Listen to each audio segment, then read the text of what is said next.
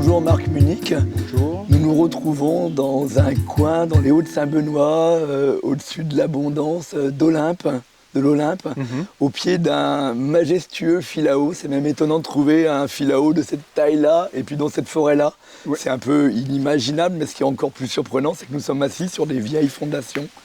Est-ce que vous pouvez nous dire ce que c'est, parce que je précise que vous êtes le président d'une association Somain-Sarrett qui s'intéresse aux vestiges des temps anciens.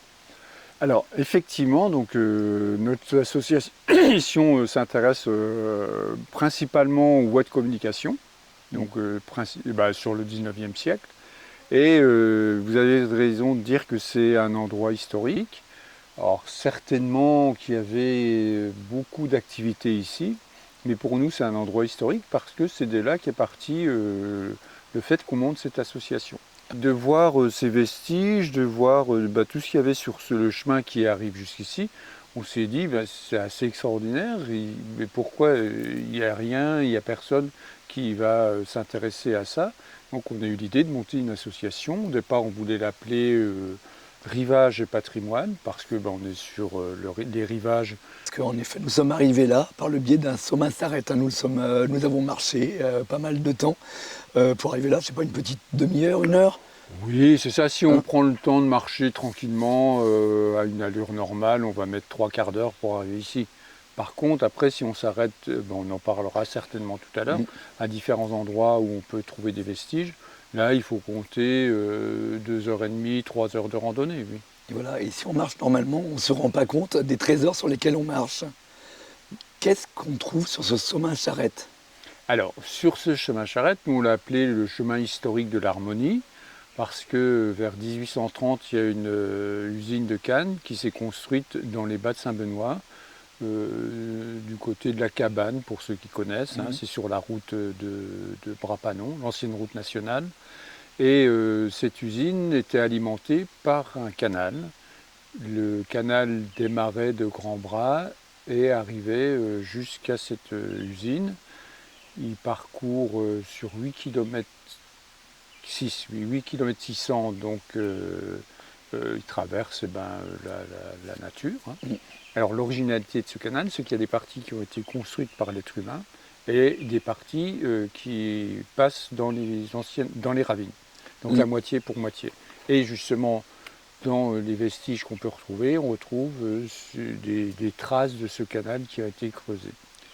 Comment vous l'avez retrouvé, ce canal?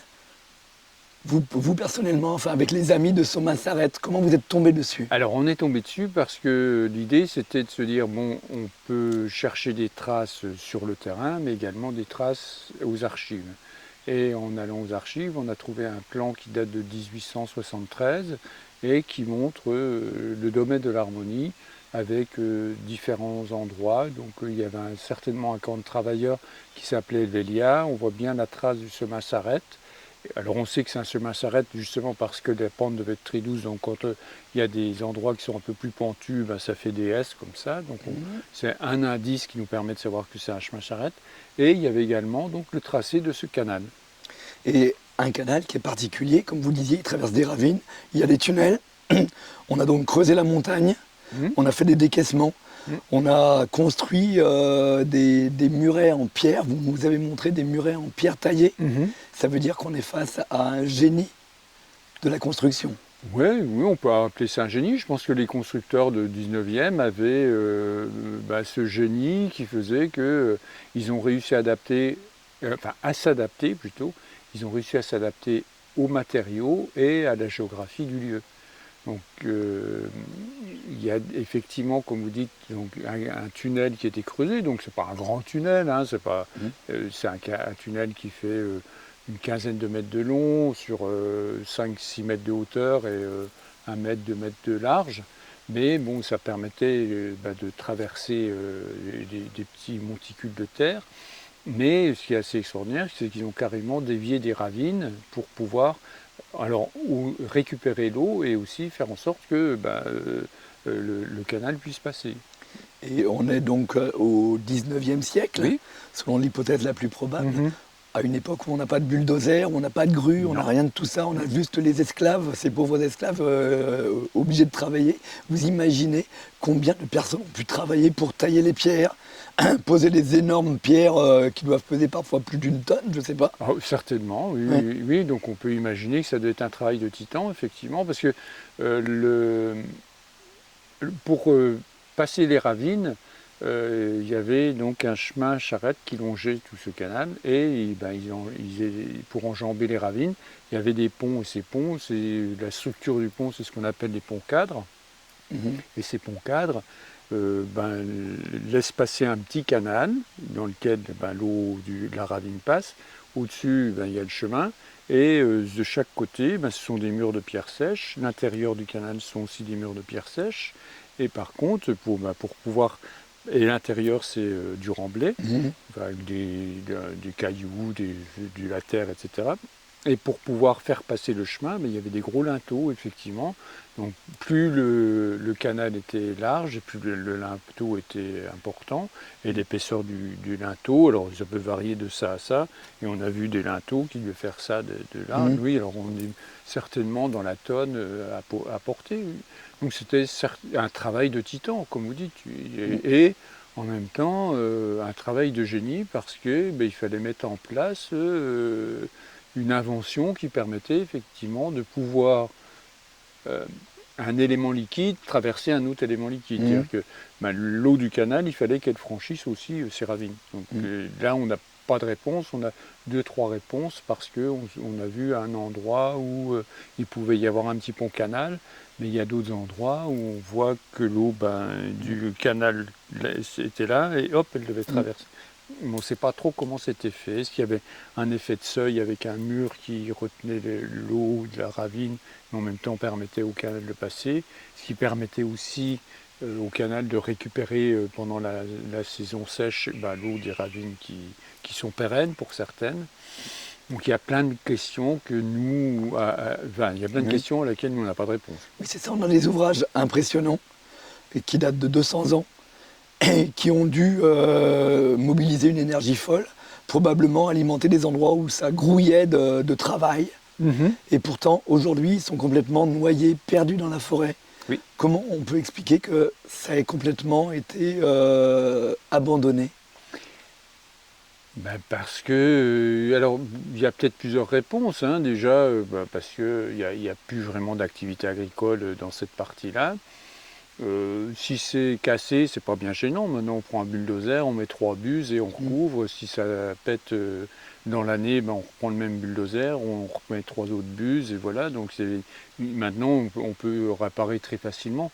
Alors, la durabilité fait qu'à cette époque, eh ben, quand on faisait quelque chose, il fallait que ça dure longtemps. Et je pense pas qu'il se posait la question de savoir est-ce qu'il faut que ça dépasse 100 ans, 200 ans, 300 ans. Donc, c'est sûr que le fait d'abandonner ces endroits, ben, historiquement, enfin, et puis sentimentalement, je pense que c'est un désastre. Par contre, économiquement, c'est pas un désastre, hein, c'est pas bien compliqué. Hein. On voit là, hein, il y a des parties qui ont été un peu ravagées par Bellal. Bon, bah, ils sont venus avec un tractopelle ou un bulldozer, ils ont tout poussé sans savoir ce qu'il y avait en dessous. Et Mm. ça bouche même des sorties d'eau. Parce que, donc, oui, Mm. nous, notre époque n'est pas une époque où on se pose la question de la durabilité. Notre époque, on est plus sur enfin, de la rentabilité. Et vous avez mené donc des recherches sur le terrain, j'imagine, à explorer, Hmm. aux archives également. Hmm. Qu'est-ce que vous souhaitez qu'il advienne de ce que vous avez découvert? Qu'est-ce que votre association propose? Alors nous, ce qu'on aimerait, c'est que bah, tout ce savoir-faire là, de construction de murs en pierre sèche, de linteaux, de parements, de taille de pierre, soit reconnu au niveau du patrimoine matériel, immatériel de la Réunion. Ce serait la première chose. Et puis qu'on puisse mettre en valeur et que les gens bah, puissent visiter. Parce que, pardon, quand on traverse ces chemins, on ne sait pas ce qu'il y a en dessous. En fait, Mm. on ignore complètement qu'il y a toutes des infrastructures qui ont été faites par des êtres humains et qui ont souffert, qui ont transpiré sang et eau, et qu'il faut que ben, maintenant, ben, ça va disparaître. Alors ça va disparaître Alors il y a une partie qui ne risque pas de disparaître parce que les utiles, il y a des captages qui sont faits pour alimenter en eau les Hauts-de-Saint-Benoît. Par contre, il y a toute une partie justement qui quitte ces endroits où il y a des captages et qui vont vers le Corps-Michel, là où il y a déjà des ponts qui sont effondrés. Et, c'est dommageable parce que moi je pense au dernier pont justement sur ce chemin qui est compliqué, il est magnifique. Et on voit déjà que à l'intérieur, ça pousse on voit qu'il y a un gros renfoncement comme ça et un jour ça va péter, quoi. Donc on n'aura plus rien. Donc l'idée, c'est de faire connaître et peut-être aussi de creuser cette histoire méconnue parce qu'il y a plein de trous dans l'histoire que vous avez découvert.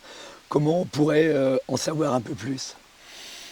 Je vous dis, hein, nous on est alors, vraiment pas archéologues, historiens pas du tout. Et le seul moyen de pouvoir savoir ce qu'il y avait ici, là par exemple, pourquoi il y a un trou ici et dans ces fondations, ce sont des archéologues et des historiens qui pourraient nous dire, oui, effectivement. Donc voilà, c'est un peu un appel à lancer des chantiers d'archéologie et d'histoire sur ce patrimoine découvert. Oui. Ah bien sûr, oui. Alors, sur un patrimoine qui est, nous, qu'on trouve extraordinaire. Alors après, peut-être qu'il y a des gens qui ne sont pas du tout intéressés, mais nous, on le trouve assez extraordinaire. On aimerait bien qu'il soit valorisé, effectivement, qu'il soit mis en l'air, comme on dit à La Réunion. Merci beaucoup. Je vous en prie, merci d'être venu et de nous avoir accompagnés. Si vous avez aimé cette vidéo de Parallèle Sud, média réunionnais indépendant, partagez-la.